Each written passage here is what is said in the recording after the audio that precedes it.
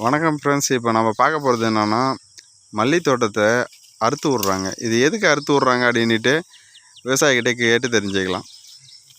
வணக்கண்ணா. இந்த மல்லி தோட்டத்தில் எல்லாத்தையும் அறுத்து விட்றீங்களா? எதுக்காக இதை அறுத்து விட்றீங்க? செடி வந்து பூ கரையாக வருது, பூ மந்தடிச்சு கண்ட்ரோல் பண்ண முடியல. செடியை அறுத்து விட்டுட்டு மாட்டு ஏறு வச்சு ஓட்டி, அதுக்கப்புறம் செடி சுற்றிற பில்லு இருக்குது. அந்த பில்லை களையை கொத்திட்டு மருந்து வச்சு ஒரு 5-6 மருந்து அடிச்சோம்னா அதுக்கப்புறம் வந்து துளிர் வச்சிருக்கும் பிற்பாடு பூ நல்லா வரும். இல்லைன்னா இது மருந்து மருந்து வச்சாலும் கண்ட்ரோல் ஆகாது.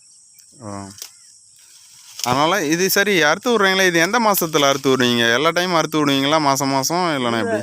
மாதம்லாம் இல்லை, மார்கழி மாதம் அறுத்தேன். இப்போதான் இருக்குதான். இப்போ இந்த மாதத்தில் வந்து மழை கொஞ்சம் பேஞ்சிட்டு இருக்கோம் அப்படின்ற காரணத்தினால பூ சரியாக வரல, பூரா கரை பிடிச்சிருக்குது.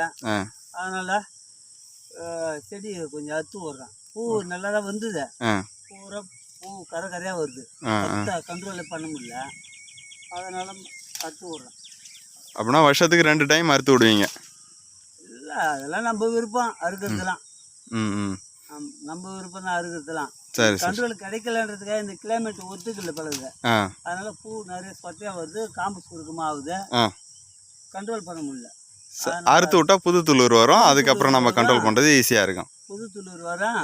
அப்புறம் வந்து மருந்து அடிச்சுன்னா இந்த தலையில் குச்சிடுறேமே, அதில் வந்து என்ன பண்ணோம், மருந்து வந்து பல அவசனே அடிக்கும். அதெல்லாம் இந்த செடியில் எங்கே பார்த்தாலே அடிக்கும்.